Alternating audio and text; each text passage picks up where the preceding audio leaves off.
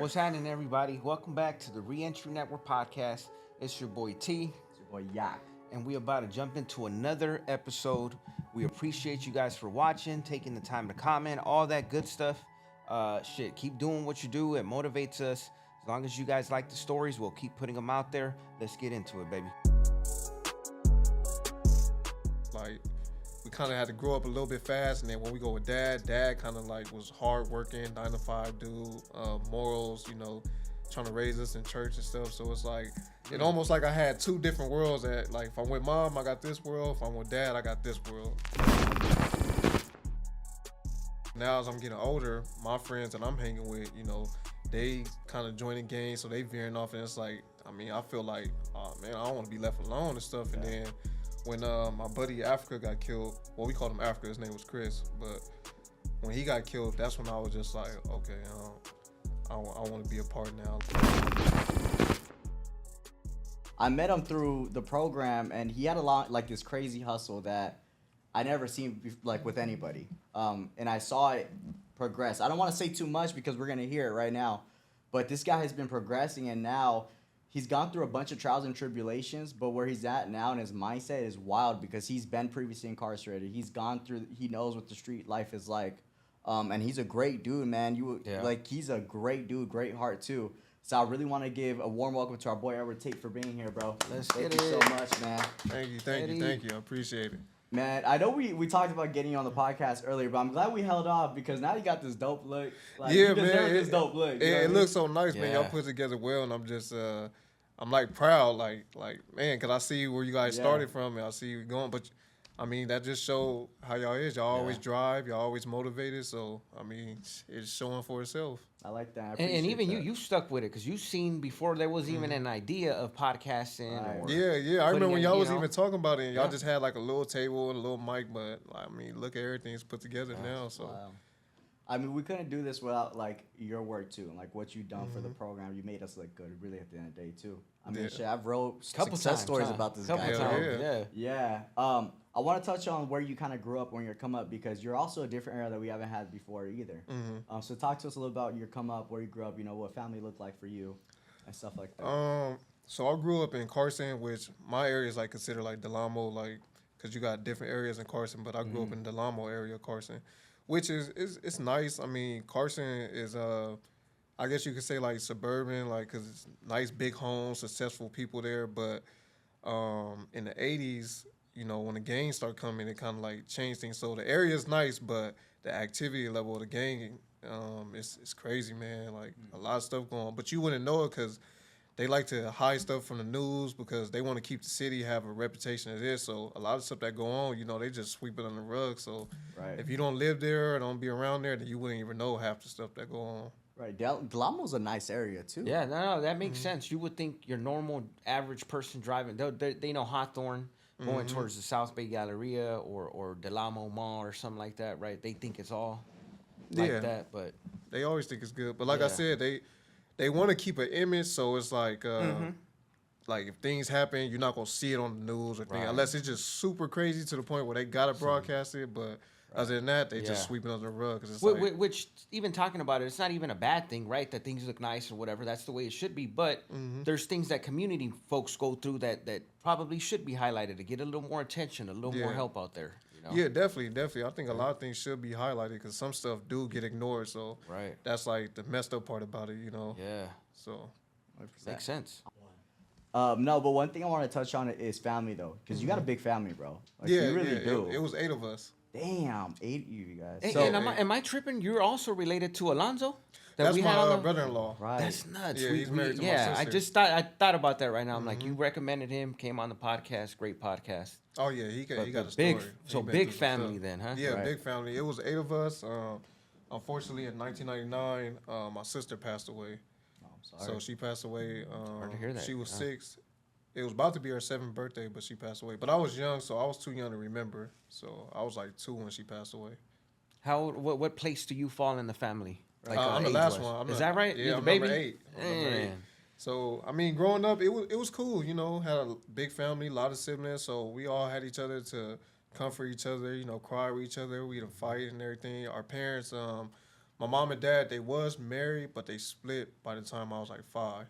So I grew up in the household with my mom, and it was kind of different because my dad, he's from Compton, you know, he's from the streets, but he changed his life once he started having kids. My mom, she more so like, you know, she became a mother, but she still kind of had her street side of her. So it's like in one sense, you know, living with moms, it's like it was rough, and like we had to grow up like we kind of had to grow up a little bit fast, and then when we go with dad kind of like was hard working, 9 to 5 dude, morals, you know, trying to raise us in church and stuff. So it's like it almost like I had 2 different worlds. That like if I'm with mom, I got this world. If I'm with dad, I got this world. Right. So, so you're a church kid too? Like yeah, my grandfather was a bishop. So we actually had a family church. So I grew up in like going to church and stuff. That's why it's like even the times I was in the streets, like I always kept that, you know, like religious side in the back of my head, because you know that's why I grew up in the church. So it's like I never try to pull away from that too much, because I mean at the end of the day, that's why I'm still here. You know, God, Absolutely. just praying and having faith. You know, that's why, because a lot of things I've been through, it's like, man, it could have been over. Like even like with I'm losing friends. Just lost a friend recently. Like, and I just be thinking like, man, I'm covered, because that could have been me. right. So growing up with both parents like that, a little separate, did they both live in Carson? No, Or you my said dad, one of them Compton, and then you just travel back and forth? my mom was in Carson, and then my dad, he kind of like was bouncing around, so he would like have like this spot, that Got spot. you. So sometimes if I'm going with dad, I might live in Long Beach, I might live in Compton. We done lived in Lancaster, so it's like Is that right, Lancaster? yeah, Okay. being with dad, you know, bounce around. But stationary, I was always in Carson with mom. So you were moving around at the young age, and it was like just nonstop from like let's say 5 to 15. Five like 15. Cause then when I got in high school, that's when I went and officially went to go live with dad. Like now it was at the point where mom's like, okay, I can't. You gotta go live with your dad now. I can't do you no more. Now you said Del Amo's like always had like it's had that culture in the past. Like I honestly like I said, when I think of Del Amo, I think a nice area, a great area. Yeah. But every city has its parts. When it comes to you being exposed to all that kind of stuff, you know, start participating, you know, hanging out with the homies and things like that. At what age did that kind of start for you?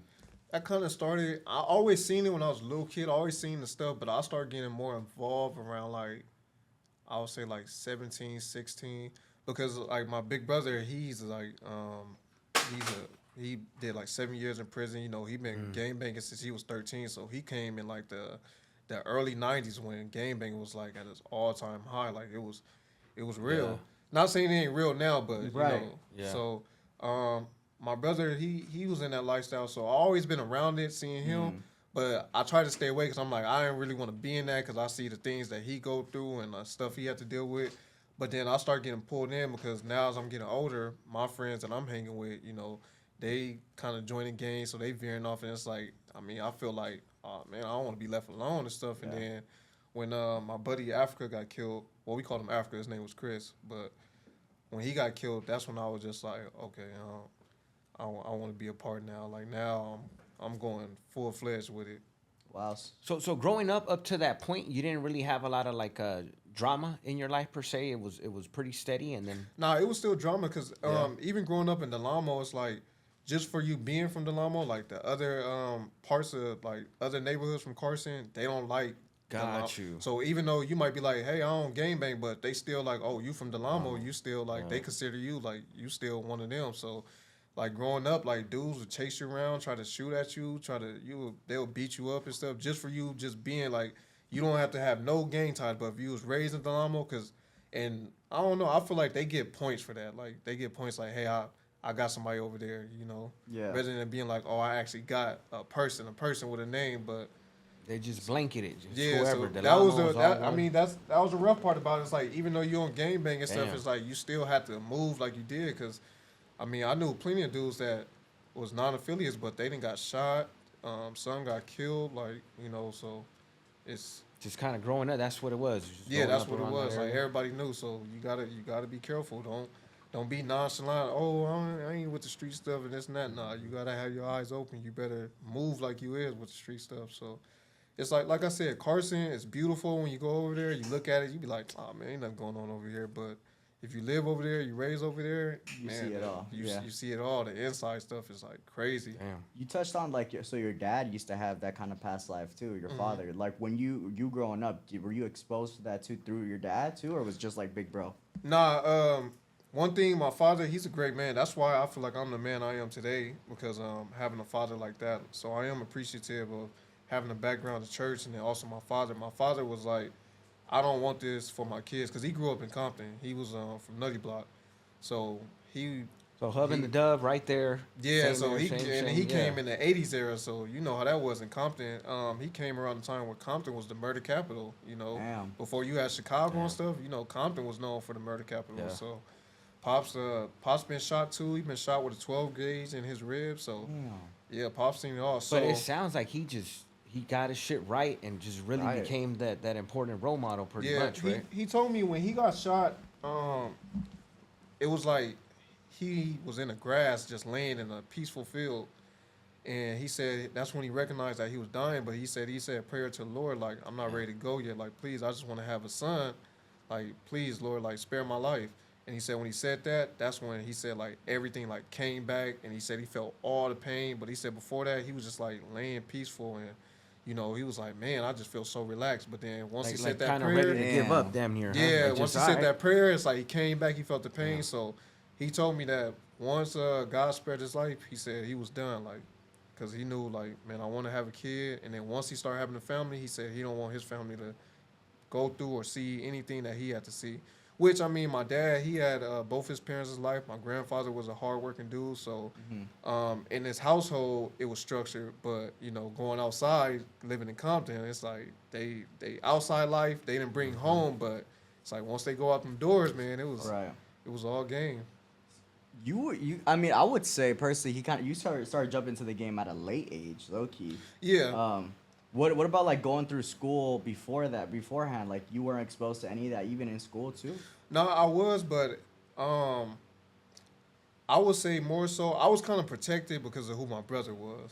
So my brother having the name that he had like a well-known, like, I would say, like, kind of feared name. So I was kind of protected in my area. Like, a lot of dudes, they knew, like, okay, like, make sure he good, or don't. Like that's homeboy's brother. Yeah. So make sure he good good. at So that. Ain't nothing. So I was like fortunate to have that, like the big brother I had. So I Correct. kind of like got like that pass. So even though I experienced like little things, but more so I was good, because if I do experience something, like, because my brother was in jail for a long time, so I didn't have my brother there always. Like, he did like a 7-year stretch, and then even though when he got out from 7 years, he always go in and out, but years though.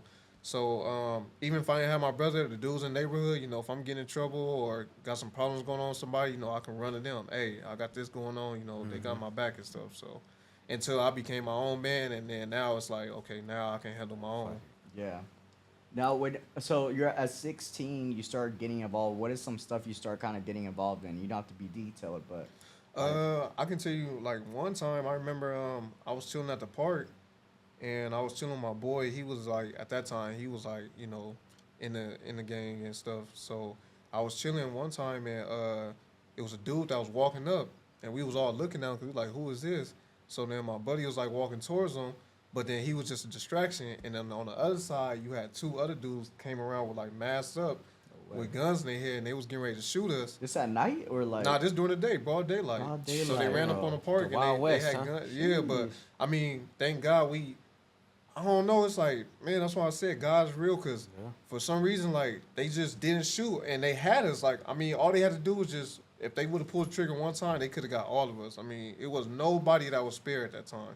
And I don't know. It's just like they was aiming at us, but I don't know if they guns jammed, or, you know, they didn't want to do it, or somebody, because I did hear people screaming and stuff, but I mean, they didn't shoot, and then we was able to run away and get away and stuff. But like little stuff like that, like I experienced things like that coming up and stuff, you know. So going through things like that, do you feel like that made you like a little more resentful towards the other groups, or were you like, you know what, it's just a little crazy. Let me go back to the drawing board. Nah, it made me more so resentful, because I had to get in the mindset of I can't be nonchalant to it, because even though I might not be a part of it, but if they was to catch me, then, and it's like, it's not like I was a in the house dude, like, oh, I sit in the house all day. No, I like to be outside. I like going outside, going to different cities, adventure, you know, we going to go mess with girls or whatever the case may be. So I knew that as long as I'm stepping outside, I gotta have this mindset because you never know. Like, you know, you don't want to be stupid or dull, and that's how a lot of dudes got killed in Carson because they didn't think like, oh, this ain't got nothing to do with me, and then it's like dudes come around. Yeah. Yeah, so That's what they say, right? When you least expect it. Or yeah, whatever, when you it's least like expect it. So when your mind is not paying attention to that, it's like those mainly the ones that get killed. Because it's funny because the dudes that actually like in that life, like it's like so rare something to happen to them because everybody's on guard. They already know what's up. They know how to move. It's structured. Yeah, but the dudes that's not in that life and that's be like nonchalant to it, like, oh, I don't care about none of this stuff, then things happen to them. Because like I said, just being in Carson, if you just from there, grew up over there, like, you know, dudes gonna do something to you and they gonna get points off of that. So they get points off of somebody with a name or somebody without a name. So that's how you're seeing it too, because you're seeing it as like it's like a point system. Everybody else was seeing it that way too in that area, like. Yeah, everybody. That's like, how most you of the people I grew up with, they seen it that way. They know. And so since Pops having seen it and having been through it, did he recognize when you were going down that path? Right. Did he know, like, hey, Yeah. hey, what's up? But Something's going Yeah, on here. He knew, and I mean, at the end of the day, Pops tried his best. He tried his best, and I mean, he tried everything he could, but just sometimes I'm just the type of person like I gotta learn. Like I learn hands on. I don't learn by somebody telling me. Like you could tell me, hey, to build that wall, you gotta do this and that.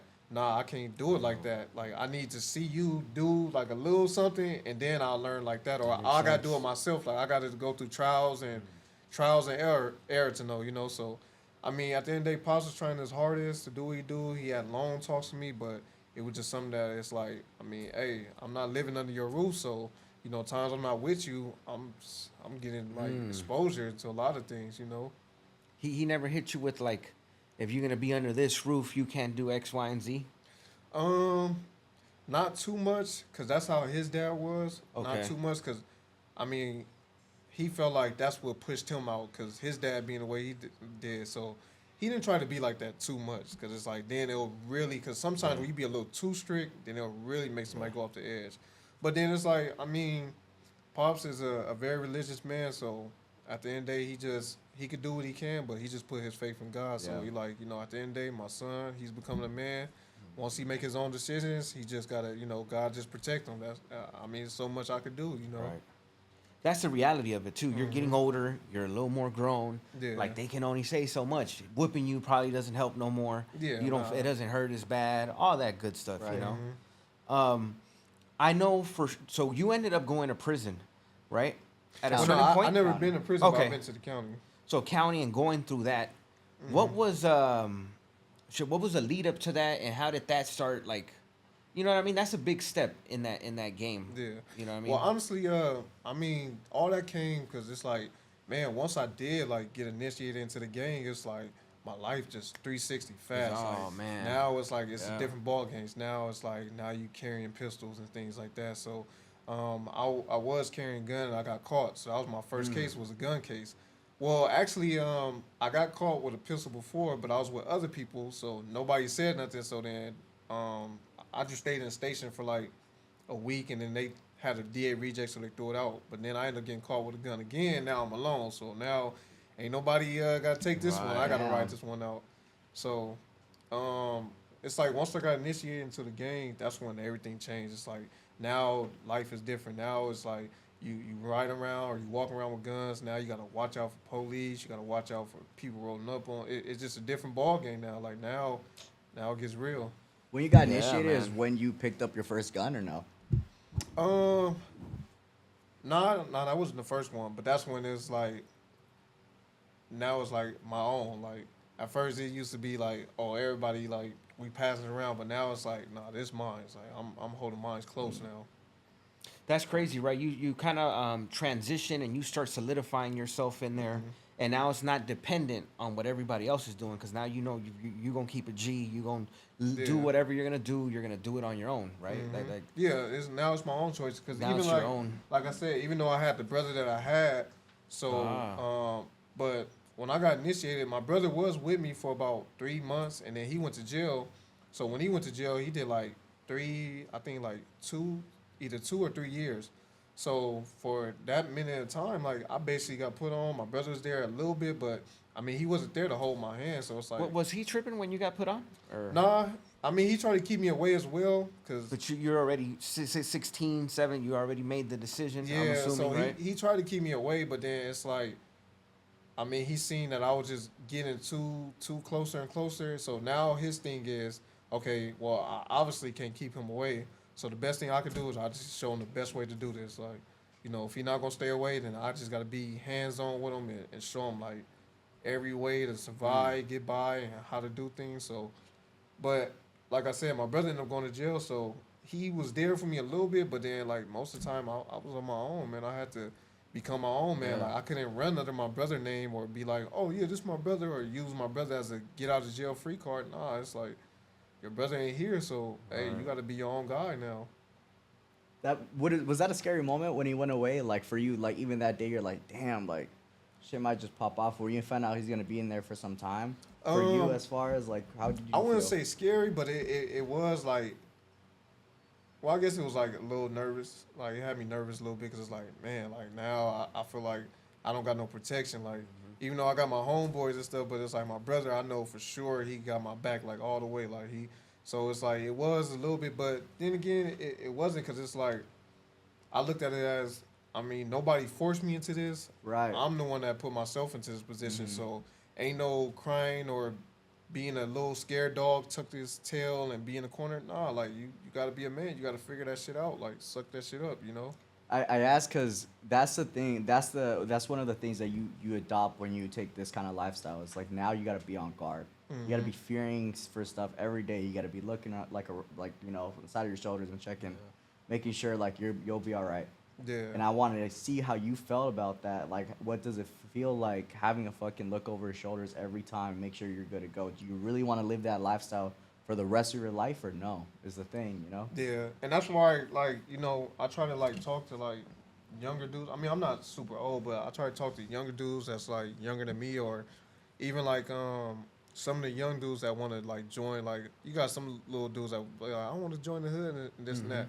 I'm the type like, man, I don't make it sound good. Like, you got some dudes that be like, oh yeah, man, you join the hood, man, you gonna get this, you gonna get that. Nah, man, I'm gonna tell you the real. I'm gonna tell you the bad part about this.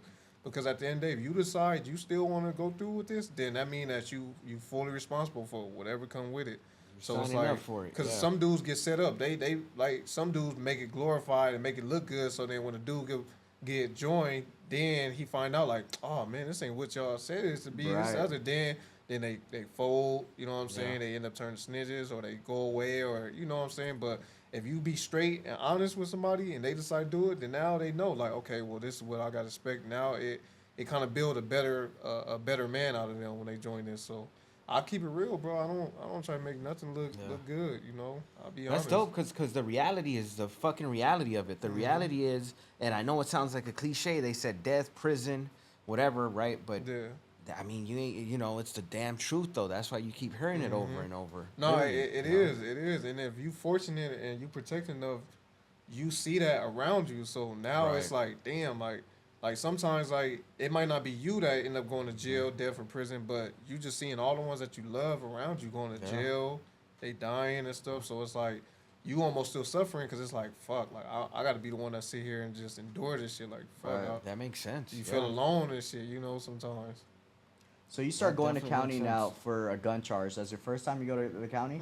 That's your first time actually doing some kind of time. Yeah. All right, right? So you're like 18 at that point, 18ish. Yeah, I'm like 18, 19, so but it was only a month. That was the longest I did, thank God. Like I ain't never did like thank no God, long yeah. stretches, but county was like the longest I ever did was a month. Which I got blessed too, because usually when you go to the county, man, you fighting, you going through it. But I mean, I didn't run into no enemies in there, so it's like I didn't get that experience of fighting in the county and stuff like that. So that's why. What were some of the feelings that you did experience when you got there? things that I did experience? I just seen how. And it could be feelings, not even situations. Yeah, you know, like right. the fact that you have a corn-fed big old dudes telling you strip naked, give me squatting cough, Yeah, it just you know, all it that. was like depressing because it's like, man, you like first off when you go in, they make you strip naked, so you're around a bunch of dudes. You got to be naked, then you got to shower up, and then not only that, then you got the guard that before you go to like your dorm and shit, now you got to bend over and spread your ass cheeks and cough. Like, I mean, it make you feel like, what the fuck? Like, Yeah, like that's the truth right there. Yeah, that's the like reality that's the type of it, shit you got to go through. So Yeah. that's horrible. Then the food is fucking horrible. Like, then you're around a lot of motherfuckers that, some of them is like drug addicts or they come from the streets, so they don't take care of their hygiene, so they fucking stink. They got to be Homeless. around you all day. Sometimes you get mad. You tell like I got mad. I had to tell dude like, man, you got to shower, bro. Like you stink. Like man. So it's like that shit. It's just unsanitized. Like shit horrible. Then you be around a bunch of dudes all day to where it's like they complaining about this and that. Then depending on what dorm you go to, now you got politics. You got the Hispanics, the blacks. You got the Woods, and you got the I forgot what else. Like basically like I guess you could say like Pisces. Like Yeah. so. Then you got the politics to where you can't cross certain tables, you can't use certain phones, you can't be in certain areas, you can't go and be talking, making deals like without nobody. Like it's just too much politics. So sometimes you just got to be on your cues all the time and stuff. So And that's like a complete 180 from normal life out here. Mm-hmm. Like it ain't if you were. That's the one thing, right? What's the first thing they tell you? You didn't want to listen. You didn't want to listen to rules out there. Yeah. In the real world, and then you get in there, and all of a sudden you can't walk here. You can't use that phone. You got to go to bed at this time. Quiet time. Those are the realities of that lifestyle. You know what I mean? And it's counter intuitive. It's conflicting. And it's intimidating because it's like when you walking in, mind you, I was small as hell when I went, like fucking featherweight. So it's like you seeing dudes, they watching you as you come in, like big swole dudes, like they probably did prison time, and it's like they watch you as you come in. They want you like, oh yeah, bring them over here. So it's like you can't tell the guard, oh no, I don't want to go in there. Like, yeah, that ain't your choice. Like the places you don't want to go in, you might have to go in there. So you can't. And then if you don't go in, then now your name is smutted. Now you're known as a bitch or a pussy or you scary and this and that, and that goes around fast. Like jail, not only around the jail, but then the outside, then your homies on the outside, they get the word of it quick, and then it's like not only is you got this label in jail, but now it's on the outside. So then when you come back home, you know your homies find out about that. Now you got to deal with your homies on the street and stuff. So, I mean, it's crazy, man. I honestly would tell any youth or anybody coming up that if that's the route they want to go, then they better off taking a whole nother route because that's a route is just not made for no man. Yeah. You know, jail is not for men. Jail is like literally for an animal. You know, it turned people into animals in there. Now you on survival mode. And that's what animals do. Animals survive in the jungle and stuff like that. 100%. They're on full survival mode 24/7. That's their life is survival. So that's what jail is. It's a survival. So you become an animal, you know, more than so being a human being. Well, I guess like when you came into your first time, did you already know the politics, or you had to learn a little bit through mistakes? Nah, I had to learn. I didn't know shit at all because it's like I never been to jail at all. I didn't go to juvie or shit like that. So it's like I never knew about the politics. So you learn as you get there, and that's why it's like I mean but you got somebody that run the They'll dorm and school stuff you a like little that. bit, Yeah, they'll fill you in. They'll school you. They'll let you know. Okay, don't do this and that and this and that. So I mean they understand because if you fuck up, then they understand like all right, well.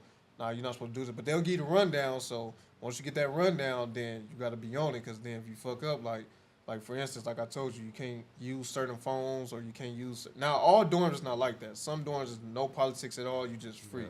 You know, you do whatever you want. But then you got the dorms that got the politics. So you fuck around and sit at this table, then you're going to get beat up. You fuck around and use this phone, you're going to get beat up. You use that toilet, you're going to get beat up. So it's like you got to be. Did you personally ever make a mistake where you had like repercussions for it? Mm-mm. Nah, so you were able to find your way smoothly through it. Yeah, it was sharp. He got a head on his shoulders. Yeah, cause I just seen dudes that when they did fuck up like, and sometimes they don't just automatically beat you up. They'll make you work out. Like I know with the Woods, somebody fucked up on their side, so they made the dude work out until he like literally like couldn't work out, and he like damn near grown ass man like damn near crying like I can't do it no more. And they like. All right, like you better do it, cause if not, and then they had like 4 dudes waiting right there, cause just in case he don't do it, they finna smash him. Damn. So it's like shit. You better do this. Yeah. It's either you gonna do this workout, get through this workout, or you gonna get your ass beat. Then it's fucked up, cause now you didn't try to get through the workout. Now you all beat up, tired from the workout, and now you gotta get your ass beat again. So it's like shit. Cause you pushed and you tried. And then now they got yeah, you. legs are wobbly like linguine, spaghetti. You Yeah, can't. and I mean like grown man, like he damn near about to cry, Grown like man, that shit. I'm like, Right. what the fuck? Yeah. That type of shit is crazy. But it's like, then when little shit happen, like I know the Southsiders, they have to discipline somebody, so they beat a dude up. Even with stuff like that, like this is my first time in county, so I'm used to like just look. So I look up like, oh shit, like they beating his ass, and then the dudes have to tell me like, hey, stop looking over there. Like if you keep looking, like you gonna get it next. Like you ain't supposed to look. Like don't never look when they got they stuff going on. Yeah. Cause then too, that's almost like snitching. Cause it's like if you looking and doing like this, then the guards They're not looking at- stupid. yeah. They gonna notice like, hey, what is he looking at? Why he? That is true. Yeah, so it's like, one, you're not supposed to be in their business, and then two, that's like almost like them. They're almost snitching kind of, cause you letting the guards know what's going on. I didn't even think about that, bro. My ass would probably look and just expose myself if I even. Yeah, nah, hell no. Oh. you're not Yeah, supposed no, to I've look. seen some stories where dudes are looking and they tell them without even them knowing. They'll tap them. They'll be like, "Hey, you're gonna go back there," and they're like, "For what?" Yeah. Yeah, without Just like asking or that. nothing, and before you know it, you're just getting beat up. What the You know? fuck? So Or you're supposed to just just have muscle, nothing bro. going on. Yeah, that's what it is. And I hope, like I said, that's part of what the podcast is for, is just to, again, highlight the reality. And it's like, having heard it, and I understand, right? Because when we're this at a certain age, you want to find out for yourself. So nothing anybody can tell you. Yeah. But the reality is, there's already been hundreds of thousands of people that already went through it before you, and we're just trying to give you some pointers of why would you want to sign up for something like that or live that type of lifestyle. Yeah. You know what I mean? Like, Cause that would be my highlight. My highlight is when I'm talking about the stuff I talk about. It's not to glorify it, but it's just to like basically bring awareness to the people that's not like, man, like this ain't like, don't be stupid like I was and like, oh well, let me have to go through it to see it. Right. Because then sometimes you might get stuck. Like it's Man. like you might go through something that you can't turn around from. You know, a lot of people's fortunate to walk away with, like some dudes I know, they didn't go to jail before, or they not dead, or they don't got no bullet wounds and things like that. But that's like a small, like that's probably like a 1 or I would say 1 to 5% chance of things like that happening. So it's like, man, like if I can just bring awareness to like the youth or whoever, like man, if you got something else going on in life, go down that path. This path is not the path you want. Especially- anything and is more it's- beautiful than going Yeah, down that anything path. is more beautiful, You know? and especially nowadays. I mean, it's different nowadays. I mean, look how it is. It's so cutthroat, you know, and that's the thing that they don't tell you too. It's real cutthroat. Like, I mean, you'll worry about your homies more than you'll actually worry Anyone about else. actually enemies, and that's the more scary part about it. Like, you know, your enemies, you know what they're coming with. Like, you already respect what's going on with them, but you got your homies who smile in your face, will like shake your hand, and then when you turn around, will bite you in the back like a snake. So it's like, Yeah. that's the part that is like got you, you know, like really over your shoulders. Like it ain't the enemies. Like yeah, it's the enemies too, but it's really your homies sometimes, and that's what a lot of people Yeah. don't know. Yeah, I hear stories too, especially like finding out what like. One thing someone said, once you go to prison, y'all don't know the reality, or Rock said this. Once you go to prison, you don't know the reality of what happens to your girl when she's back out here. Like, if you have a girl, you go to prison, you don't know what your boy's about to be doing. Like, they're going to try to get at your girl, all this kind of stuff. Oh, Like, yeah. that's the real, like, you think they're your boys, but at the end of the day, Mhm. like, Yeah, and Yeah, that's it's it just is like a you game. mentioned in the beginning. You're like you hear it, and depending on who pitched it to you, it may sound like a fairy tale. Like, okay, I want to do it, but if you didn't get it pitched right, which some dudes don't, then they end up in those scenarios and they realize, holy shit, this game is not what it is. Right. You yeah, know? it's not what it is. So that's the thing. Like a lot of dudes don't get it pitched right. Some dudes will glorify it to you. They almost like salesmen. They'll make it Yeah. sound so good to where it's like, oh yeah, I want to do that. Yeah. But it's they like- don't tell you that the most they've ever done is 16 and a half. You know, they don't tell you they've only been in and out themselves. They've never done Yeah. anything more than 5 years. You know. Cause I got homies that I went to school with, that I grew up with, like even like with some of them, like one of my homies, like he got put on and shit. I mean, pretty much was only out for about a year, and went to jail and went straight to serving like 8 to 12 years. Oh man. So it's like Childhood friend, huh? Yeah, so it's like even like stuff like that. Like sometimes you don't always get fortunate. Like me, I was fortunate to just the longest I did was a month in the county. No, his first thing when he went to jail, he automatic 8 to 12 years. You know, so like, and then it's like it's fucked up for him because he was supposed to come home. Because I just talked to him recently. He's supposed to come home. He didn't got an ad charge, so now he got to do another three to 4 years. So damn. yeah, And like you, just like that. That's Just how like fast those. But you know what?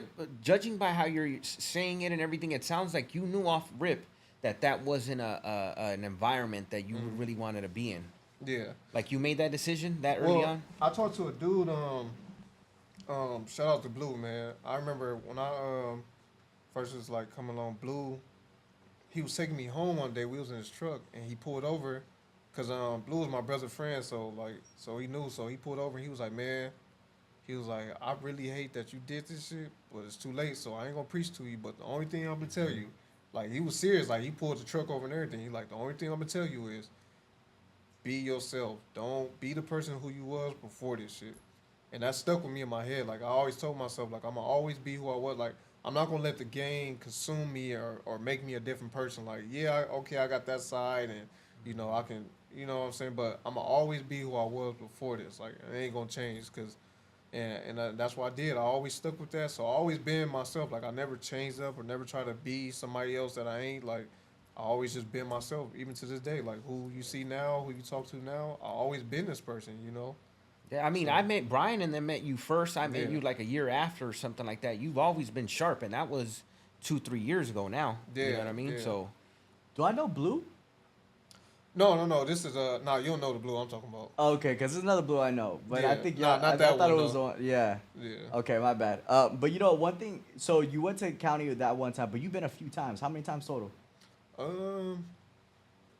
Just like in and out, like little stuff. Like I probably did days or like a week, probably like 4 or 5 times. well, on one of them, when I seen you doing the community service right out front, how random was that? You saw him doing yeah, I it? was doing- Random. What? He's like, damn, I turned around. Yeah, I'm I was like, hey, I what? was doing community service. I was like Yep. fucking painting the graffiti and shit. And I still got to do it. I still got community Still, service huh? now. You Yeah. said it still have. But I'm almost. Thank God, I'm almost done. I'm currently on probation in 2 counties. I'm on LA County and Orange County. But Gotcha. I'm almost at my finish line with Yeah, both of them. yeah. So. That's good. And this is all just residual stuff from stuff that you already went through. You haven't been fucking up like that. You're just, this is Yeah. all just, like people don't write, you get probation. If you get it for 2 years, and let's say you don't piss 1 month, all your success is gone because now they want to violate you or now they want to, Yeah. there's some good, there's pros and cons, definitely Yeah. pros and cons to it. Which I done been violated. What was that? Back in November of 2022, I've been violated. I had to go to the county for about a week, but that was in Orange County, and I felt like LA County is bad because like a lot of game politics and stuff. You got to fight or this and that or whatever the case may be. But Orange County, I hated it to where the point I was like, man, I wish they would just send me to LA County. Like I'd rather be in Really? LA County because Orange County is so fucking racist and it's Yeah. like they neglect you out there. Like Really? even like I wasn't eating. Phone calls. I was supposed to go out to get on the phone, take showers. I didn't like for the first 2 days. I was in my cell. Like they didn't even let me out or things like that. And then I'm like buzzing or when the guards walk by, I'm banging on my thing to tell them like, hey, like man, I ain't getting no phone call or nothing. That. Oh well, wait till tomorrow. Or I'm like, damn, like can I get something? Like I want to get my commissary. Like can I get the list for a commissary or something? Or can I talk to somebody so they can put something on my books? Like man, it was just neglecting out there. Like they didn't. Were they using like slurs too or anything like that? Nah, they didn't use no slurs, but like you could just tell like they didn't give a fuck. Like You saw other people getting different treatments. Yeah, people like I would talk to one guard and then he would like basically blow me off, but then it'll be like a white dude like 3 cells away from me, and then he'll call him and he, oh okay, and soon he'll get right up on it. So man. I was like, man, fuck this. I was like, I want to go to LA County. I was like, if I'm gonna do time, I'd rather be in LA County because at least more so like if you go to like Wayside or something, they more so tend to you than like I mean depending on what, I was in a low level dorm, so. But they kinda different even on the other end, you at least know people. Yeah. I'm assuming Orange And County, then that you was ain't the really thing, gonna like run LA into County, people. like you know people more. Like Orange County is just nothing but like Hispanic. Like I literally only seen one. I was there for like a week. I seen one black dude, and then he was like a weird ass black Really? dude. So it was like it wasn't even a black dude. I could be like, okay, like Solid. yeah, Let me solid. Like go ahead weird and- as fuck. So it's like really, I was just there by myself. Like I didn't know nobody. It's just all his like even in like the holding tank to for us to get processed and shit. All Hispanics. I didn't see no black dude on the whole time I've been there. I seen one black dude. What? That shit had to have felt crazy being in Right. and then knowing like shit that happens in LA County and being there and you thinking like, what if it cracks like over there and it's just like yeah, what and the I'm like nobody. I don't Yeah. got nobody don't got my. So really, I was That just is all nuts. alone. I mean, thank God nobody like Right. they not tripping out there, but it's like, what if they was tripping? I literally didn't have nobody. Like, I was really standing on my own type. Like, You were in there for how long for that in OC? I was there for like a week. Okay, so luckily you didn't have to endure like any of it for a long time. Like No, that. but I bailed out. Thank God. Like, because usually when you're on probation or parole, like when you catch a case or something or you get violated, it ain't no bail. But I guess I don't know if they changed it or not. But I was surprised because when I called my the mother of my child, I called her and she was like, "Oh, I looked you up. They said you got a bail." I'm like, "I got a bail," because I was just in my head. I'm thinking like, man, I'm just have to thug it out for however long. It was a violation. Yeah, it was a So violation. you're like, yeah, definitely no bail. I'm violated. Yeah, I'm like, There's no bail. Why So, would it? Yeah. because I just went to court the day before I talked to her, and they told me like, oh, basically like, you're looking at like 70 days. So I'm like, when you do the calculation, that's like 70 days, like damn near like fucking 4 to 5 months. I'm like, what the fuck? I'm like, so and then my next court date was December, which was a month away. I'm like, oh fuck no. I'm like, hell no. I'm like, what the fuck? So then when I talked to her, I was about to tell her like, hey, look, I'm gonna be down for a while. But then she told me I got bail. Instantly, I told her post it. That's when I was still working in construction. So, I had the money and the pay stubs. So I told her, hey, post it now. I got to get out of here fast. I don't want to spend another night in here. I can't. I'm hungry as hell. I'm dirty. I'm like, I gotta get out of here. No showers. No shower, nothing. I'm like, fuck. I ain't had no bar soap or nothing. Not like, even a free issue. Not even a county issue. Nope. Even when it was time to wash our clothes, that was my first time there, so I didn't know how it was. I didn't know that you're supposed to get all the way undressed and like basically like slide your clothes under the door. So when they came around, they was moving so fast, so they didn't even take my clothes. So I was in the same fucking clothes the whole time I was there. So I had to fucking wash my socks and drawers in the sink and shit. Like For a whole I had week. like a old ass bar of soap that the last person that was there, so I had to take that soap, clean as best as I could, use that to wash my clothes and shit. Like, You don't know where the fuck that soap's been. man, Right. like that's You what I'm don't know saying. It where Bro. is what it shit's is. been, Yeah. Yeah, but but then like I said, it's like you got to go into survival mode. You got to do what you can. So it's like fuck, man. This was your last time that you were involved or you were incarcerated technically, right? That was the Yeah. last time. In between, there was a time where you got shot. I remember because you came in with the Yeah. cast. I'm like, the fuck happened, Edward? He was like, I got shot. What the fuck you get shot? My boy was I was doing the program. I was doing the hands-on training. exactly. Okay, hold on. Let's maybe if it goes this way, let's go into how you got out. Whatever time you got out, where you came into PV jobs, and then kind of some of the things, and then what ended up happening in Yep. between that, which is. When I came into PV, when I came 2019. So Sounds about right. yeah, Yeah. I came in Yeah. 2019. Was this the first county bid that you did, and you were like, let me go do something? Yeah. Or yeah, did you so have a couple more? I was on probation at that time because I was on probation. Now I went in 2017, but then I was on probation. So when I came to PV, it was like, all right, cool. Like I'm on my last year of being on probation and shit. So that's when I came to you guys. Okay. Which Cody hooked me up. Rest in peace, Cody. We just lost R.I.P. Cody. Cody, man, for real. Yeah. So Cody the one that brought me, but out of everybody, I'm the only one that stayed. So I went with you guys. So I was doing the program. How with many y'all. people got brought to just to show like the I think it dropout was rate, like- the determination? When we came to do the orientation, I think it was me, Cody. It was like me and 3 other dudes. So it was like, You, yeah, like Miko, Cody. me, Miko, Cody, and a dude named Joe. So it was like 4 of us in total. Oh, yeah. But I was the only one that like You pushed stuck with through, it, huh? Yeah. like, Okay. stuck with it. So which I'm so glad, cause man, I mean, we gonna get into that definitely. Yeah. But yeah. So when I came, that was like 2019. I was doing the program and everything, but I was kind of like still one foot in. I was still in the street, so Right. it was like I was doing the program, but understandable. I was doing my stuff. I was doing the classes like the OSHA class. I think Brian, I hit you up. I got I even get my hazmat certificate, asbestos, yep. my fall protection, like. So I mean, even though I was in the streets, I was still like making sure that I was showing up, completing the program and stuff, because it's like this was the only thing that was helping me at that time to like stay on track, which and it ended up helping me because me doing this, I ended up getting off probation. That was 2020, so I ended up making it through probation, like.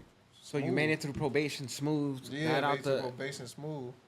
So and then I got a job. I think my first job y'all guys got me was I was doing the roofing. So I was doing roofing. Was that a union? Yep, union. So union roofer for your Yep, first local gig. 36. Local 36. I remember That's that. fire. I hated it though. I didn't Yeah? like it, man. It was terrible. So, but then so then I got out, but Then I kind of pulled away from the program, and that's when I was like doing things and going through the bullshit I was going through and stuff. You know, still in the streets and stuff. And You then, already had a baby at this time, right? no, I didn't have my baby till last year. Oh, okay. Yeah, Okay. so no. Oh, yeah, that's why I really didn't give a fuck. No Okay. baby. So then I came back. I think I came back to you guys around like 2021 because that was around the time I caught another case. So I did stray away, and I was like, you know, Brian used to hit me up all the time. Hey Tate, where you at, man? I just want to check on you. Like, you know, we got this going on. All right, Brian, I'll be down there lying and don't show up and stuff. For real, disappear bro. again. Broke like, my heart. But hey, but that's why, man. Like, I gotta tell people, PV, man, y'all, I love y'all, man. Y'all forever in my hearts. Like, I appreciate y'all so much because it's times y'all could just be like, ah, fuck it. Well, Tate don't. He ain't serious. But nah, y'all kept calling. And then even the times where I do come back around, needed something, on it fast. Like anything I ever asked for, it wasn't like, oh, well, I'm gonna see about Tate. Nope. All right, I got you. Just give me some time. Call me back like the next day. Hey, we got this. Whoop, whoop, whoop.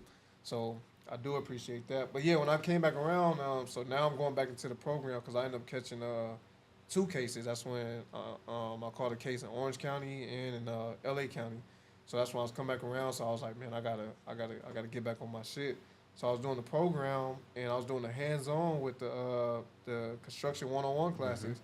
But then on the weekend, I ended up going to a video shoot, which I will tell people, if you ever get a voice in your head, that's the Lord trying to send a spirit to you to talk to you. Yes, sir. Because I told myself it was I think it was like 4th of July or no, was it 4th of July? It was some holiday or close to a holiday. Even if it was summer though, in general. Yeah, it was Summer's summer. hot, literal. And there was a video shoot going on in my neighborhood at this like this gas station we call Club Arco. Like Club Arco is like if you from Delamo, you know Club Arco is Club like Arco, huh?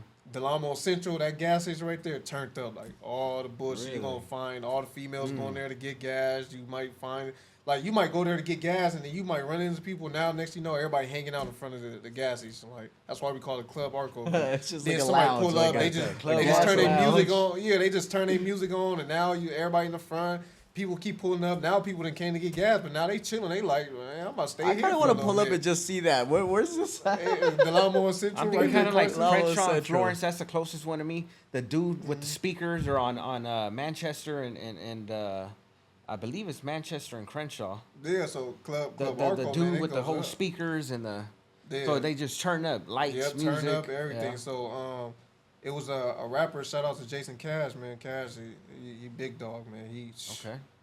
great lyricist.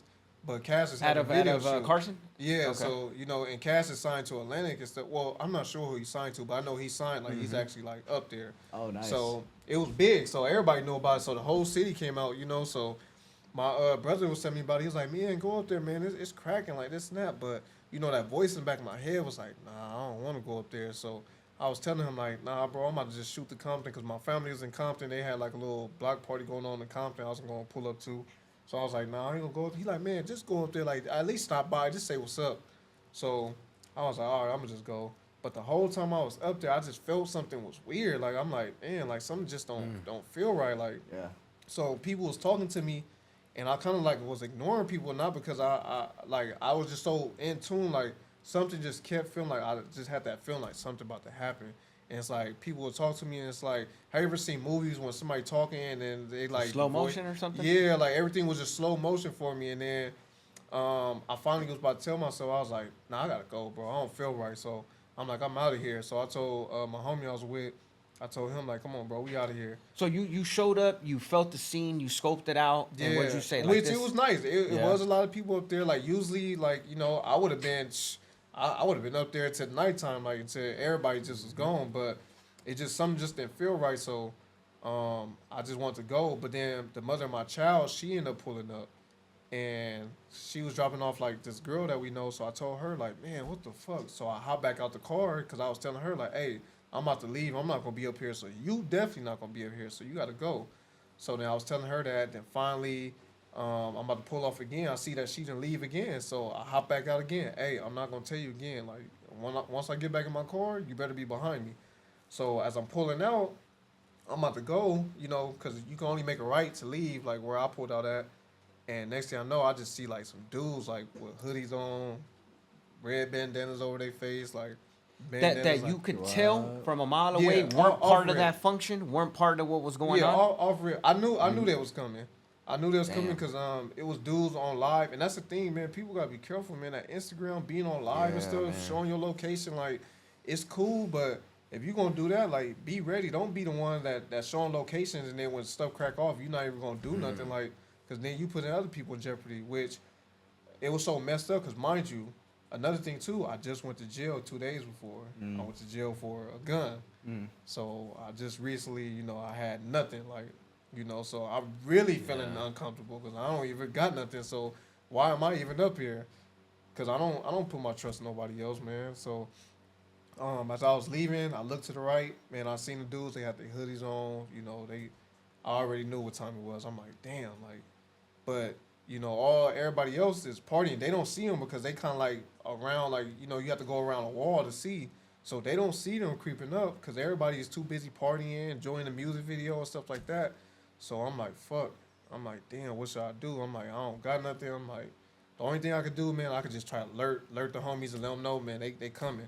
So I was like, fuck it. Like, I just hurry up, jumped out the car, and I just ran like by my homies and told them like, hey, I'm like they creeping up, they coming.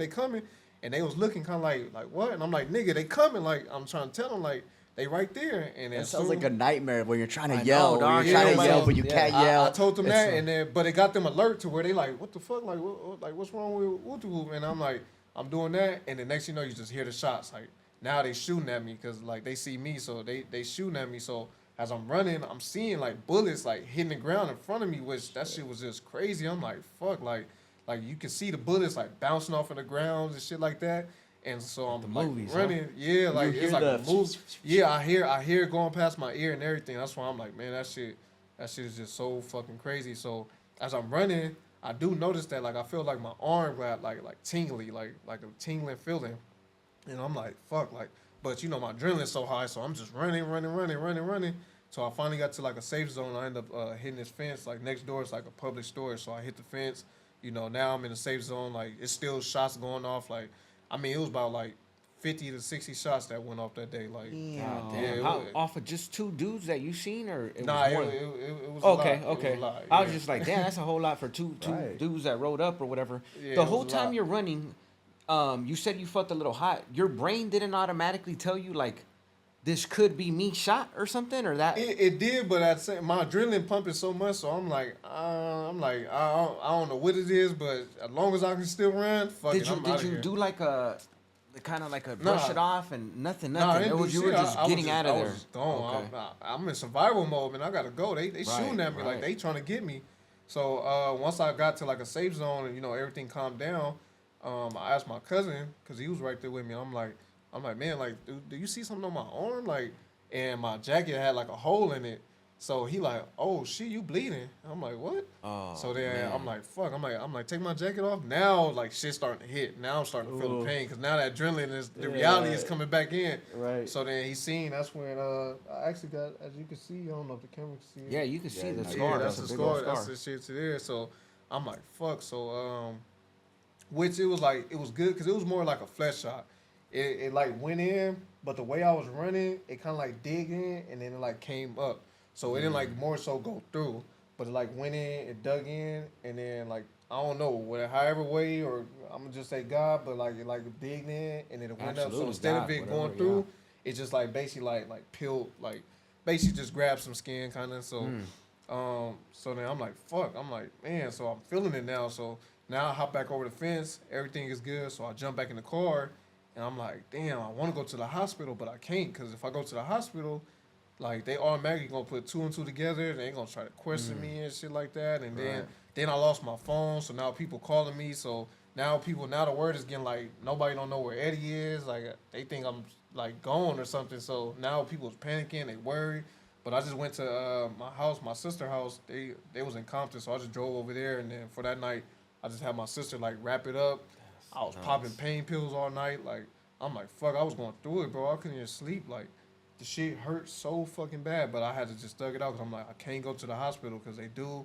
One, I'm on no, I wasn't on probation at that time. But I'm like, if I go to a nearby hospital, they gonna know. So I'm like, fuck Automatically, it. yeah, you get busted automatically. Yeah, so I'm like, I just got to thug it out to the morning because I don't want to get questioned or none of that shit. So the next day, that's when I finally wait till like the afternoon. Then I went way to like a hospital in like fucking in like West LA somewhere. So I went there and the dude, I had For to the get purpose of not getting affiliated with whatever. Yeah, happened. yeah. So were there's anybody hit at the spot? At no, the I video was the shoot? only one. The only Damn. one. And What that's are the why- chances of out of all the people? that's why I tell people like I feel like I mean I ain't gonna say it or people might feel different, but I feel like man I sacrificed myself that day because I could have just like really just like I could have just been like man fuck y'all I'm getting safety. I'm already just in the turn, car, ready to I go. could have either turned the other way and just scurried off, but I felt like man like I gotta do something like because nobody didn't know like man and like my boy would tell you he was like bro you saved my life that day like because he had his family he had his daughter right there and he was right there so as soon as they would have hit the corner they would have just shot his car up first because his car was the first one right there and he was standing out so he was like bro if it wasn't for you like they would have got us like it would have been bad a few people probably would have died that day because they would have creeped up on so many people and got so many people so I feel like you know, I actually sacrificed myself that day. The simp in me right now. I mean, yeah. The simp in me is wondering, were you worried about your baby mama behind you too at all or not? Like you just kind of. Nah, I wasn't worried about her because I checked in the review before I left. She was still kind of like parked, and that's what was making me mad because as I was pulling out, that's kind of what made me stop again. Because I'm like, why is she still not behind me? But like just all in a quick second, I looked at her. I looked in the review, looked at her, and then I looked over because I just like. You know when like you can see something out the corner of your eye, so I'm looking at her in the review, but then I see something in the corner of my eye. So when I looked over, that's when I seen the dudes creeping up. So now I'm not worried about her because I'm actually glad that she wasn't following behind me, like you know, so because she wasn't right there. So yeah, but that was a crazy ass experience. Why do I remember you coming to PV Jobs when you still haven't gone to the hospital? Did you stop by? And then you're like, oh, I'm about to go to the hospital right now. Nah, I think did I? Cause I remember too. I'm like, bro, like you gotta go check that. I was like, no. Yet. I came after. No, I came here first before I went to the hospital. Exactly. So I came here to tell you that what I was dealing with and stuff. So when he pulled, because you were doing training at that time. I was doing training. Okay, so you. But I had it wrapped. Man. I had it wrapped up. So I had it wrapped, and I was like I said, I was popping pain pills like. All night, all day, so I was kind of like the painkillers that had me. I wasn't feeling shit. So, but that was so stupid. I don't know why I decided to stop here instead of just going straight to the hospital. I was just like, yeah, I gotta go. Like, and then he was like, what's going on? Like, you all right? I'm like, nah. Like, and then I told Brian, like, what the fuck are you like? I literally was like that. Like, what the fuck? Like, go. Like, get out of here. Like, you could have told me that shit over the phone or something. Like, get the fuck out of here. You tripping. Bro, that shit was funny. When I tell you it was the worst patch up I've ever seen, that shit was bad. Cause I knew it was like it wasn't legit. It was like one roll. All right. And I'm like, bro, like what's up with you? Go to the hospital. What is it? And you didn't tell me though. You didn't tell me you got shot at that time. You told me something else. You said you fell off or something. Yeah, I told you something else. Yeah, but then I found out later you. You was doing your little music video, and then I called you and I was like, bro, why you lie? Like you know you got shot, this and that. Which I'm like, it's alright. Like I get it. You know, you're trying not to paint this picture, and you're not trying to tell me everything. You don't incriminate yourself either way. Mm-hmm. But it's wild that you went through some shit like that, yet you still came back and figured it out. Yeah, but like I said, when I was going through all that, and then plus I was dealing with like 2 cases at that time too, so I had jail time hanging over my head. So, and then I had a baby on the way too. So no, not too long after I ended up having a baby on the way. So I was just at a point in my life where I was just ready to give up, man. I was ready to give up because I'm like, fuck it, like ain't nothing working. Everything is just going downhill. Like I don't even give a fuck no more. But then coming back to PV, I was just like, you know what? I think Brian had called me one day. It was either Brian or I think even you, Damien. I think one of y'all called me and was like, yeah, we about to do this or that, or we got to, like, we want to know what you're interested in. So I was like, fuck it. So I did it. And I remember I was saying, like, oh, I'm interested in this trade. And 2 days later, that's when one of y'all called me and was like, hey, the ironworkers, they got an opening for, you know, you was telling, I seen on your list that you. Yeah, I do remember that. I had told him, I was like, hey, once in a lifetime ironworkers. And I think you had already did the research with them. Yeah. And you had threw it out to them. And that's when we had it, I was like, hey, I think Eddie was throwing it out there about ironworkers. This might be the shot. Right. And You capitalized on it, man. Yeah, so I went and got on that fast, and I ended up getting in the union. And honestly, I would have to say y'all saved my life because I just felt like I was just at that moment I was crashing out. I didn't give a fuck. But once y'all gave me that, it was like even the criminal life I was living outside of all the other shit. It's like I just threw all that away. I'm like, you know what? And I'm about to have a baby. I'm about to just stay fully focused on just working. You know, working and. I was doing the iron work, and that shit saved me because now all I was doing was just working, going home, working, going home. Because, I mean, it was such hard work, too. I mean, you be tired, man. You don't got time to even if you want to go do shit, you be, man, I go home, and sometimes I be fucking have to get up early in the morning because now I got to take a shower because I didn't just fell out on the bed and like, oh, shit, let me hurry up. I got to take a shower and get dressed again and stuff. Like, sometimes I wake up in my work clothes. So, but I just want to say, y'all definitely saved me because I mean, like I said, I was crashing out, but coming back to this program, and it wasn't even more so coming back because it's like I was straying away, but y'all was just on me, man. It's just like y'all just didn't like, nah, like fuck that, Tate. You gonna succeed. Like I don't give a fuck if you don't want it, we want it for you, and we gonna make sure you get it, and y'all did. And I remember, I mean, it's also, you know, that everyone's showing, you got to show that you want it too. And even though it was a little contradictory because you were still fucking it up or whatever, right? Mm-hmm. But you put in the work though when it mattered. I seen you in the room studying math, like for the prep test to get into and I was like, that alone, how many times have I told a bunch of dudes study it and they don't study it? And I'm like, well, how do you expect me to move forward if I don't see you putting in that work? Yeah. And you were checking all the boxes, you know what I mean? Mm-hmm. Another thing too is drug testing. Like you were, that's a huge really one, gave up. Like that's why we pushed you too really hard. Is because you gave up on it. You knew you had to stop smoking. You had to stop doing all that. No, you know what? Drug testing, I never smoked, so that was easy. I thought it was like there was like every now and then, or at least we caught it because you were like in the same room or something like that. Didn't we catch it at one point? I was around it, so, but. Even I stopped, like, because smoking was just never for me. Like, I didn't like it. But I did, like, push myself away from people that was smoking. Like, I had to, like, you smoking or on that stuff, like, I had to push myself away because I didn't even want to get contact to where it would even fuck up, like, or it would show, like, anything that was jeopardizing my drug test. I was like, no, I'm straight. I'm in tunnel vision. I'm not playing. Like, I'm trying to make sure I do everything straight. Like, everything y'all asked me, that's one thing I was like, okay, now I'm at the point where it's no more fucking up. You're not getting no more chances. Like, all your chances out. So it's the last chance. So everything y'all asked me, I was on it. I'm like, I can't play around and shit. Now, when did you have your baby?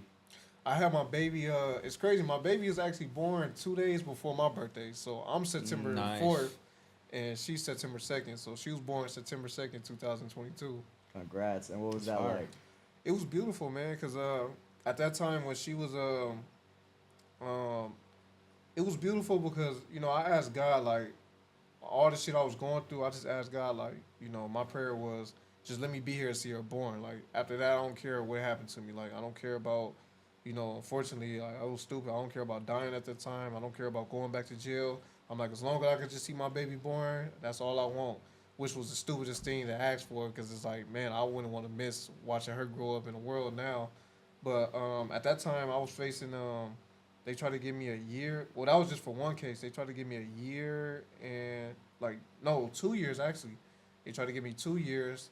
So I was facing 2 years, and then my baby wasn't even born yet. So I'm like, fuck, I'm not even going to be here for the birth of my daughter. And it's like, that's all I really wanted at that time. Like, yeah, I want to be there. I want to raise her and stuff. But I'm like, I just want to at least get the experience of seeing her born because I know so many dudes as fathers, they always tell me, like, man, the most beautiful thing is when you see a baby come out. Like, that's beautiful. And I was like, fuck, I don't want to miss that shit. Like, I don't care about nothing else. Like, I just want to experience that. Yeah. And thank God that, you know, I was able to, because of PV, you know, me working, I was able to give me a paid attorney, not no public defender. I had money to where I was paying me a attorney every 2 weeks. So with that paid attorney, he fought hard for me.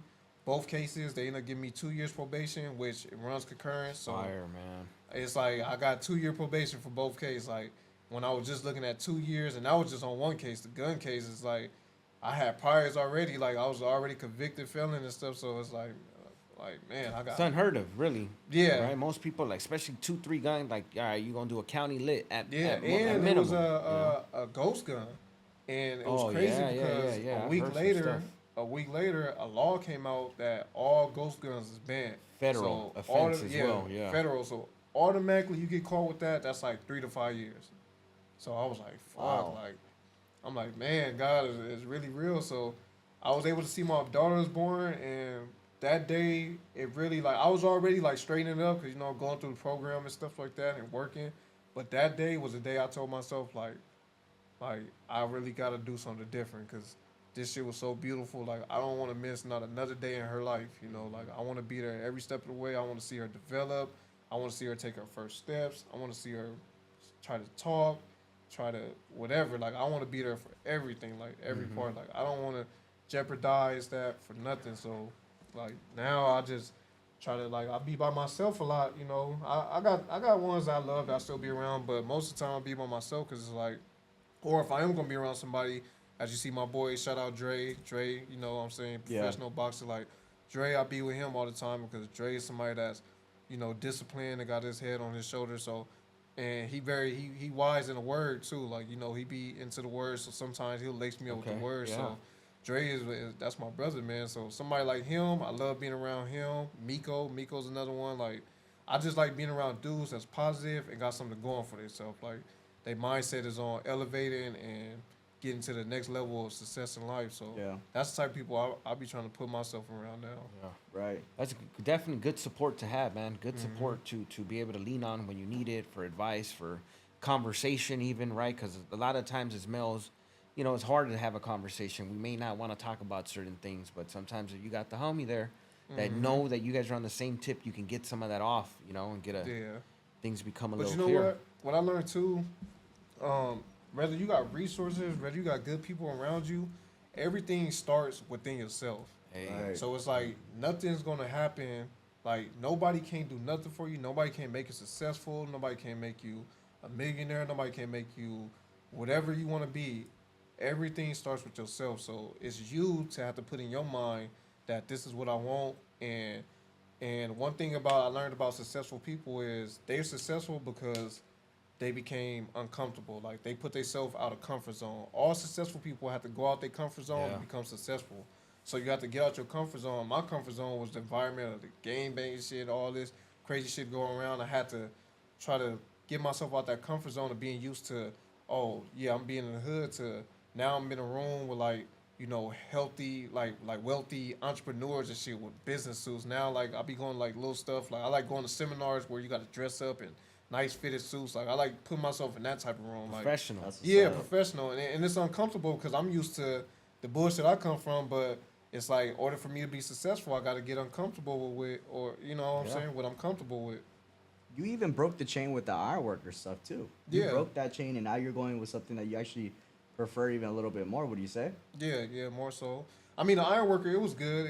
It taught me, because I was already a hard worker, but it taught me more of being a hard worker and to teach you how to manage your time. Like, because one thing about ironworker, I mean, all the trades are strict, but ironworkers is like, man, they be on your ass. Like, they punctual about things. They want you to be on time. Like, you can't be slacking off and shit like that. And you never want to ruin your name. You always want to keep that name of a hard worker, because that's how you stay getting busy. Because, in the construction industry, things get slow, man. You fuck around, be on that out of work list for months. But if people know you're a hard worker, they always going to try to keep you busy. Hey, Tate, I love that you working right now? that. Or, whoever, like, hey, you working right now? Oh, okay, I got this. Or, like, one dude called me like a month ago that I know. He was like, yeah, man, I'm up north. I got a job. Like, I'm told him, like, I'm not even in the union no more, bro. But he like, oh, damn, like, yeah, man, I want you to come up north with me, man. Like, fuck, like, I'm like, that's the thing. Like, you just always want to keep your name good. Whatever in life. And that's good. It sounds like you got options, though. That's the important part. You didn't mess it up. You didn't just leave.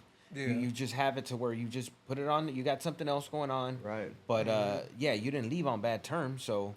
Yeah, that's fucking badass to have something to lean on in case shit gets rough or you need to jump back in. And then like push come to shove, like I know also too, like even if I don't go to ironworkers, I got you guys. Like one thing that I always felt good about is that I know that PV is always here for me. Like if shit get really bad, like whether my time out the program is already passed up, like I know you guys, like I still we got you, Tate. Yeah, like, of course. whatever you need, we got you. So it's like I always look at PV like this is my extended family. Like I got my family here, I got my own family now with my daughter and stuff, but then I also got my other family, which is PV. Fire, like, That's what's up, like I man. feel like a PV alumni, man. Like You really are, bro. yeah, I feel like technically, yeah, I feel like yes, alumni. yeah. Like it feel good, even like when I go, cause I'm trying to get into the boxing too. So it been times where I'll go like to go work out, but I have my PV shirt on and like running into other dudes that be like, hey man, you went with PV? Like yeah, I went through that program. Like some dudes, like I met one dude before, even when I was on the job, like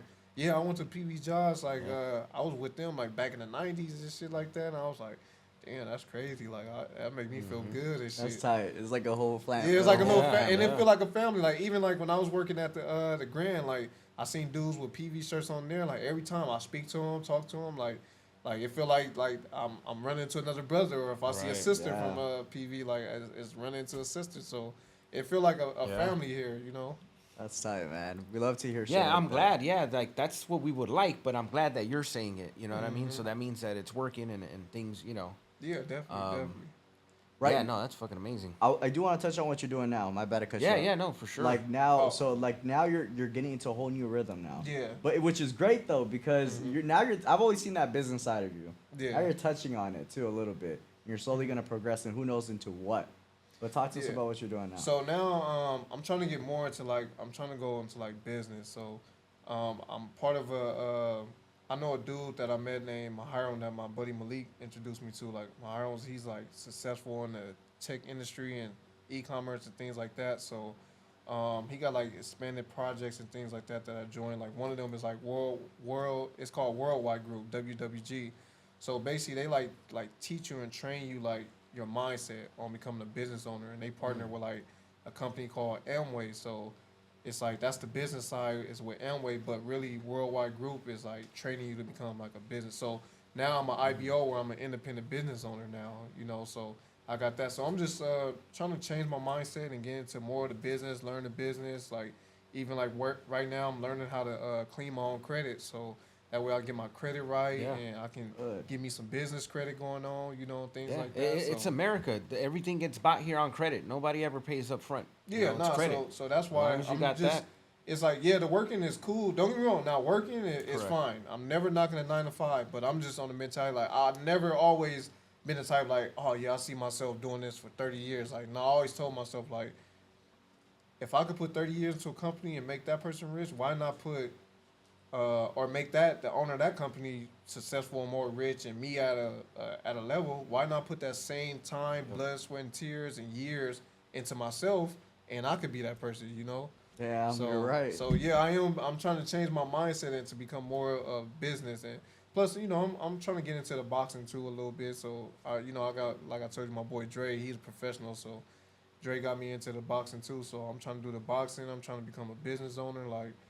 So I got plans, man. I'm trying to become an entrepreneur, Amazing, man. bro. I see the boxing physique, bro. I do see it. I Yeah, do see I've it. been I'm working not out gonna Did lie, you lately, like, slim down? Or Yeah. or yeah? Yeah, I got more. Because you always had cuts. Every time I met you, you always had cuts, but I didn't. Yeah, I you lost do. a lot of weight. Well, Yeah. I went also 2 years ago. I went vegan, so I'm full-fledged vegan now too. So yeah, I Damn. forgot he So, vegan. yeah. Yeah. So that's what people gotta understand, man. When you trying to do better, man, you gotta change your body, your mind, your health. Like, so I went vegan. I'm into like herbs now, so I'll be like kind of like trying to be like a herbalist. Like, holistic stuff. the yeah, so I'll holistic be trying to medicine, put all like that. I learned that people only gonna follow or they only gonna. I'm trying to be a leader, but nobody's not gonna lead nobody with no results. So everything I'm Very trying to true. do, I gotta have the results in order to lead people. Because when people follow me or they decide to go behind me, I want them to lead the right way. Like I want them to go to the right thing. Like everything I'm doing is for the better of the next person or the better of the next generation. On top of me trying to create general wealth for my family. Because I mean, I grew up in an environment where, like I said, my dad was a hardworking 9 to 5 dude, but nobody in my family, like nobody think about the next generation. Like everybody just when the kids come along, they just here. Like nobody think about setting them up for life. Like I'm Yeah. trying to get to the point where my great grandchildren will be fine. Like they don't even gotta worry about nothing. Everything's already set up for them.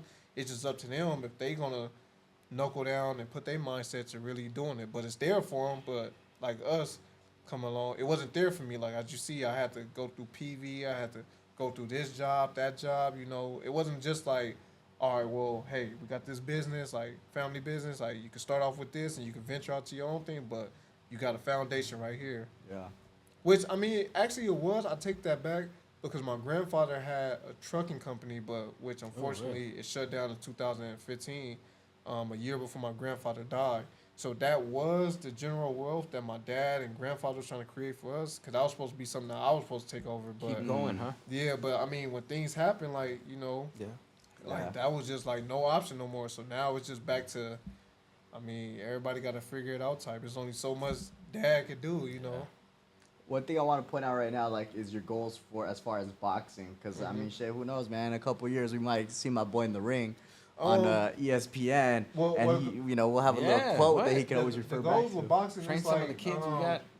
I mean, I'm older, so everybody know that when you get into boxing, you like to get into young. But the way my mindset is, anything is possible as long as you put your mind to it. So, I mean, my thing is to just try to learn as much as I can, perfect my craft, and get some amateur fights, and once I go amateur, and just keep going, just see how far it can take me. Because even if it's like, okay, I might not be next Javante Davis or all them top guys, but I might could become a trainer or open up a gym for the youth or something, So I'm just trying to do as much as I can.